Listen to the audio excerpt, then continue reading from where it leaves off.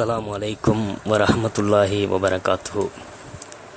அன்பிற்குரிய சகோதர சகோதரிகளே, நம்முடைய இஸ்லாமிய சமூகத்தை வெக்கி தலைகுனிய வைக்கிற ஒரு சோக நிகழ்ச்சியும் அத்தோடு சேர்த்து ஒரு அவமானத்தையே ஈட்டித் தருகிற ஒரு கேடுகட்ட ஒரு நிகழ்ச்சியும் திஹாரி என்று அழைக்கப்படுகிற ஊரிலே ஊர்மனை என்று சொல்லப்படுகிற இடத்தில் ஒரு சம்பவம் இடம்பெற்றிருக்கிறது.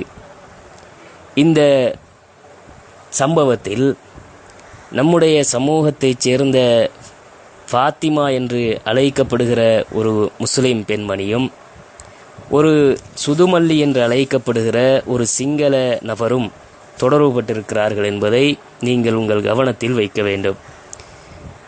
ஃபாத்திமா என்று அழைக்கப்படுகிற இந்த பெண்மணியை பொறுத்தவரைக்கும் அவருடைய கணவர் கஃபூர் என்று அழைக்கப்படுகிறவர் அந்த பெண்ணை தான் விரும்பி இருவரும் காதலித்து திருமணம் முடித்திருக்கிறார்கள்.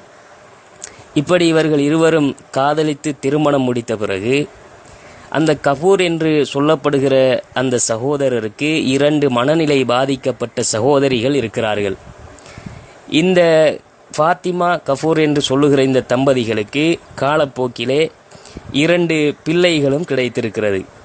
இவர்களுடைய வீட்டு சுமைகளை அவர்கள் சமாளித்துக் கொள்வதற்காக சில்லறை வியாபாரத்தை இந்த கஃபூர் என்று சொல்லுகிற அந்த சகோதரர் ஆரம்பித்திருக்கிறார். அது காலப்போக்கிலே அவர்களுடைய வருமானம் பற்றாக்குறையாக இருந்த காரணத்தினால் இருவருக்கும் இடையிலே பலவிதமான சர்ச்சைகள் சண்டைகள் அனுதினமும் நடைபெற்றிருக்கிறது. இதற்கு பிறகு தங்களுடைய குடும்பத்து சுமையை எவ்வாறாவது போக்கிக் கொள்ள வேண்டும் என்று நினைத்த கஃபூர் என்று சொல்லப்படுகிற சகோதரர் வெளிநாடு செல்ல தீர்மானித்திருக்கிறார். இவர் வெளிநாடு சென்ற பிறகு அந்த ஃபாத்திமா என்று அழைக்கப்படுகிற அந்த பெண்மணி அவருடைய அண்டை அயலவர்கள் இருக்கக்கூடிய வீடுகளுக்கு அந்த வீடுகளிலே தங்கியிருக்கிறவர்களுக்கு சமையல்கள் உணவுகளை சமைத்து விற்கக்கூடிய ஒரு தொழிலை இந்த பெண்மணி பார்த்திருக்கிறார். அப்போ அந்த மாதிரி காலப்போக்கில் இவர் செய்து கொண்டிருக்கிற நேரத்தில் இந்த பெண்ணுக்கும் அப்போதுதான் அந்த சுதுமல்லி என்று சொல்லுகிற அந்த சிங்கள நபர் அறிமுகமாகிறார். இவர்கள் இருவருக்கும் இடையிலே இந்த உணவு ரீதியாக இருந்த தொடர்பு கடைசியில் கள்ளக்காதலாக உருவெடுத்து இருவருமே தங்களுடைய அந்த ஆசைகளை பல நாட்களாக கள்ளத்தனமாக காம உணர்வுகளை தீர்த்து கொண்டிருக்கிறார்கள், உடலுறவில் ஈடுபட்டிருக்கிறார்கள்.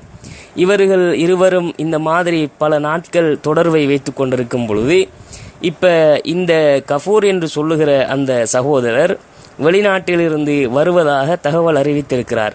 அப்போ பல நாட்கள் தொடர்ந்த இவர்களுடைய இந்த சந்தோஷமான கள்ளக்காதல் கள்ளத் தொடர்பு இவருடைய வருகையால் இடைநிறுத்தப்படுகிற ஒரு துர்ப்பாக்கியமான ஒரு சூழ்நிலை அவர்களுக்கு உண்டாகி இருக்கிறது. அப்போ இந்த சந்தர்ப்பத்தை இவர் கஃபூர் என்று சொல்லப்படுகிற அந்த சகோதரர் நாட்டுக்கு வந்ததும் கிட்டத்தட்ட ஒரு 3 மாத காலம் அவர்களுக்கு ஒன்று சேர முடியாத ஒரு இக்கட்டான சூழ்நிலை இந்த கஃபூர் என்ற சகோதரரால் இடம்பெற்றிருக்கிறது. இவர் நாடு திரும்பிய உடனே மீண்டும் அவருடைய சில்லறை வியாபாரத்தை அவர் ஆரம்பித்திருக்கிறார். இப்படி இந்த சில்லறை வியாபாரத்தை ஆரம்பித்து செய்து கொண்டு இருக்கும்போது அப்போது கூட அவர் வீட்டில் தங்கியிருக்கிற நேரத்தில் கூட அந்த ஃபாத்திமா என்று சொல்லுகிற அந்த பெண்ணால் சுதுமல்லியை மறக்க முடியாமல் இருந்திருக்கிறது, அவனாலும் அவளை மறக்க முடியாமல் இருந்திருக்கிறது. இருவருமே என்ன செய்திருக்கிறார்கள் என்றால் அவர்கள் போலீஸிலே வாக்குமூலம் கொடுத்த அடிப்படையில் இந்த கஃபூர் என்று சொல்லுகிற அவருடைய மனைவி ஃபாத்திமாவும் சுதுமல்லியும் போலீஸில் இவரை கொலை செய்த பிறகு மாட்டிக்கொள்கிறார்கள். கடந்த ஜனவரி மாதம் 25ஆம் தேதி தான் இவர் கொல்லப்பட்டு 24ஆம் தேதி இரவு கொல்லப்பட்டு அந்த திஹாரி என்று சொல்லப்படுகிற ஊர்மனை சந்தியை அண்மித்த பாலடைந்த ஒரு இடத்திலே இவர் சடலமாக போடப்பட்டிருக்கிறார். அப்போ நிட்டம்பு போலீசார் மேற்கொண்ட இந்த விசாரணையிலே அந்த பெண்மணி வாக்குமூலம் கொடுத்து அவளுடைய அந்த விசாரணையிலே அவள் தானும் அந்த சுதுமல்லியும் தான் இவருடைய கொலைக்கு காரணம் என்று ஒப்புவாக்கு மூலம் கொடுத்திருக்கிறார்கள். அப்போ அவர் கொல்லப்படுவதற்கு முன்னாலுள்ள பல நாட்கள் கூட இவங்க 2 பேரும் என்ன பண்ணியிருக்கிறாங்கன்னா, கணவனுக்கும் அந்த பிள்ளைகளுக்கும் தூக்க மாத்திரையை உணவுல கலந்து கொடுத்து அவங்கள உறங்க வைத்த பிறகு இருவருமே சந்தோஷமாக உடலுறவு கொண்டிருக்கிறார்கள். பல நாட்கள் கள்ள தொடர்பிலே நீடித்திருக்கிறார்கள். இவர் கொல்லப்பட்ட அந்த திகதி, அவர் அந்த 24ஆம் திகதி அன்றைய இரவு இந்த சுதுமல்லி என்று சொல்லுகிறவர் ஒரு SMS அனுப்பியிருக்கிறார் ஃபாத்திமாவுக்கு. நான் இன்னைக்கு நைட் ஒன்று சந்திக்கணும் அப்படின்னு சொல்லி போட்டு அறிவிச்சிருக்கிறாரு. அப்போ எல்லாருமே சாப்பிட்டு முடித்த நேரம், அப்போ தூங்குறதுக்கு ரெடியாக இருக்கிற நேரத்தில் ஃபாத்திமாவால் தூக்க மாத்திரை யாருக்குமே கொடுக்க முடியாமல் போயிட்டுது. அப்போ அவங்க இருவரும் சந்திக்க வேண்டிய ஒரு சூழ்நிலையும் வந்துட்டுது. அப்போ ஃபாத்திமா என்ன பண்ணியிருக்கிறான்னா, பின்பக்கமாக குசினியுடைய அந்த வாசலை அரைவாசி திறந்து வச்சுட்டு தூங்கியிருக்கிறார். தூங்கின போது இவர் இந்த சுதுமல்லிங்கிறவர் வீட்டுக்கு நான் வந்திருக்கிறேன்னு தகவல் அறிவித்த உடனே குளியலறை பக்கம் பாத்ரூம் பக்கம் போயிருக்கிறார். இவனும் உள்ள வந்திருக்கிறான். சுதுமல்லி உள்ள வந்த உடனே அந்த வாசலில் படுத்திருந்த கஃபூர், ஃபாத்திமாவுடைய கணவன் கஃபூர் தலையை தூக்கி பார்த்துருக்கிறாரு. ஒரு ஆள் நிற்கிறத காண்றாரு. கண்ட உடனே அவர் எலும்ப முயற்சி செஞ்சிருக்கிறாரு. அந்த சுதுமல்லிங்கிறவர் கிச்சனில் இருந்த கத்தியை எடுத்துகிட்டு போயிட்டு அவர் எலும்பை விடாமல் கழுத்தில் வைத்து அறுத்திருக்கிறார் கழுத்தை. அப்போ கழுத்தை அறுத்து கொண்டிருக்கிறார். சத்தம் கேட்ட உடனே ஓடி ஃபாத்திமா பார்த்துருக்கிறார். கணவனை கழுத்தை அறுத்து இவர் கொலை பண்ணியிருக்கிறார். அப்போ இருவருமே சேர்ந்து அந்த சடலத்தை வீட்டிலிருந்து அப்புறப்படுத்துகிற நடவடிக்கையில் ஈடுபட்டு தான் இந்த ஊர்மனை என்ற பிரதேசத்தை அண்மித்த பாலடைஞ்ச இடத்துல கொண்டு போய் போட்டிருக்கிறாங்க. இப்படி இந்த சம்பவத்துக்கு பிறகு இவர்கள் போலீஸிலே வாக்குமூலம் கொடுக்கிறார்கள். நாங்கள் 2 பேரும் பல நாள் இந்த மாதிரி தொடர்பு வச்சுருந்தோம். இப்படி இவர் கடைசியில் இந்த மாதிரி எங்களோட தொடர்புக்கு இடையில் வந்துட்டார். அதனால் இப்படி சுதுமல்லி கடைசியில் மாட்டிக்கொள்கிற நேரத்தில் அவரை கழுத்தறுத்து கொண்டு போட்டார் அப்படின்னு சொல்லி போட்டு வாக்குமூலம் கொடுத்துருக்குறாங்க. அந்த அளவு தன்னுடைய கணவனுக்கு துரோகம் செய்கிற ஒரு கேடுகெட்ட ஒரு நடத்தையிலே இவள் ஈடுபட்டிருக்கிறாள். சொந்த கணவனை கூட கொலை செய்வதற்கு ஒத்தாசை வழங்கிய ஒரு கேடுகெட்ட அயோக்கியத்தனத்திலே இவள் ஈடுபட்டிருக்கிறாள்.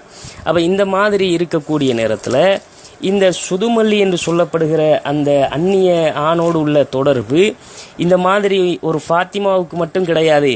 இப்படி பல பேருக்கு இந்த தொடர்பு இருக்கத்தான் செய்து நம்ம சமுதாயத்தில். ஆனால் வெளிப்படுத்தப்படுதில்லை. கணவனோட காதலனோட சேர்ந்து தன் கணவனை கொலை செய்கிற கருவறுக்கிற ஒரு கேடுகட்ட அயோக்கியத்தனத்தை இந்த மாதிரி பெண்கள் செய்கிறாங்க. அப்போ இவங்களுக்கு இந்த மாதிரி கஃபூருக்கு ஃபாத்திமாவுடைய தவறான உறவு இப்படி ஒரு சுதுமல்லியோட இருக்குதுங்கிறது பல தகவல்கள் ஊடாக கிடைத்தும் கூட தன்னோட மனைவி அவர் நம்பி இருக்கிறாரு. அதை அவர் நேரடியாக விசாரிக்காமல் அவர் கண்காணித்து வந்திருக்கிறாரு. ஆனால் உண்மையிலேயே கஃபூர் ஃபாத்திமா மேலே அளவு கடந்த பாசம் வைத்திருக்கிறாரு. அவ மேலே அன்பு வச்சிருந்தார். அவ நம்பினார், பெரிதும் அவ நம்பினார். ஆனால் ஃபாத்திமா இந்த மாதிரி தன் கணவனுக்கு துரோகம் செய்யக்கூடிய ஒரு நிலையை நாம் இதை நிதர்சனமாக இன்னைக்கு பார்த்தோம். அப்போ இந்த மாதிரி தன் வெளிநாடு போகக்கூடிய கணவர்கள் தங்களோட கவனத்தில் வைக்கணும். என்னென்னா, தன் மனைவியை விட்டுட்டு வெளிநாடு போகிறதா இருந்தால் இப்படி கள்ள தொடர்புகளை அவர்கள் மேற்கொள்வார்கள். யாரும் வானத்தால் குதிச்சு வரவும் இல்லை, மலக்கும் கிடையாது. அப்போ இந்த மாதிரி கள்ள தொடர்புகளை உண்டாக்கி கொண்டு தங்களுடைய கணவனுக்கு துரோகம் செய்கிற பெண்கள் இந்த சமுதாயத்தில் இருக்கிறார்கள். அவர்கள் தங்களுடைய கணவனுக்கு துரோகம் செய்யக்கூடிய பெண்கள் அல்லாஹ்வை மறுமையை அஞ்சிக் கொள்ள வேண்டும். உலக சுகத்துக்காக, உடல் சுகத்துக்காக இந்த மாதிரி ஒரு கேடுகெட்ட காரியத்தில் ஈடுபடக்கூடாது என்பதை உங்களுடைய கவனத்திற்கு கொண்டு வருகிறோம். அடுத்தது என்னன்னா, இந்த பொம்பளை செஞ்ச வேலையால் இப்போ அவ இப்போ ஜெயிலில் 2 புள்ள, சின்ன புள்ள, அவங்கள கவனிக்கிறதுக்கு யாரும் இல்லை. அப்போ அந்த பிள்ளையோட எதிர்காலம் என்ன ஆகும்? இப்போ இந்த கஃபூருங்கிறவர் மனநிலை பாதிக்கப்பட்ட 2 சகோதரி இருக்கிறாங்களே, இப்போ இந்த மாதிரி இவங்களுக்கு அந்த கள்ள காதலால், காம மோகத்தால் அந்த 2 மனநிலை பாதிக்கப்பட்டவங்களோட வாழ்க்கையும் சீரழிஞ்சு போச்சுது. அவங்களுக்கெல்லாம் யார் பதில் சொல்லுவா அப்படிங்கிற பல கேள்விகள் இந்த சமூகத்தில் இப்போதைக்கு இருக்குது. இதை முடிந்த அளவு சகோதரர்கள் என்ன பண்ணணும்? பரப்பி கொண்டிருக்க வேண்டும். இந்த மாதிரி கேடுகட்ட அயோக்கியத்தனத்தை செய்யக்கூடிய மனைவிமார்கள் இந்த சமுதாயத்தில் இருக்கத்தான் செய்கிறாங்க. அதனால் ஒவ்வொரு கணவனும் தங்கள் மனைவியை தன் கண்காணிப்பிலே வைத்து கொள்ள வேண்டும். ஒரு மனைவிமாரை உரிய கண்காணிப்புகள் இல்லாமல் விட்டுட்டு வெளிநாடுகளுக்கு போகிற பல வருஷம் தொழில் புரியக்கூடிய கணவன்மாருக்கு இந்த சம்பவம் படிப்பினையாக இருக்கணும். அதோட கடல் கடந்து போய் தனக்காக கஷ்டப்பட்டு உழைச்சி காசு அனுப்புகிற கணவன்மாருக்கு நம்பிக்கை துரோகம் செய்யக்கூடாதுன்னு ஒவ்வொரு மனைவியும் பெண்மணியும் என்ன செய்யணும், நினச்சி பார்க்கணும். அதை இந்த முடிந்த சகோதரர்கள் இந்த தகவலை உங்களால் முடிந்த அளவு பகிர்ந்து கொள்ளுங்கள். இது கள்ளக்காதலனோடு சேர்ந்து தன் கணவனையை கொன்ற மனைவி என்ற செய்தி இன்றைய விடிவெள்ளி பத்திரிகையில், நேற்றைய விடிவெள்ளி பத்திரிகையில் 12ஆம் தேதி 2015 பிப்ரவரி மாதம் விடிவெள்ளி பத்திரிகையில் 15ஆம் பக்கத்தில் இடம்பெற்ற ஒரு செய்தி. இதை சகோதரர்கள் பகிர்ந்து கொள்ளுமாறு கேட்டுக்கொள்கிறேன்.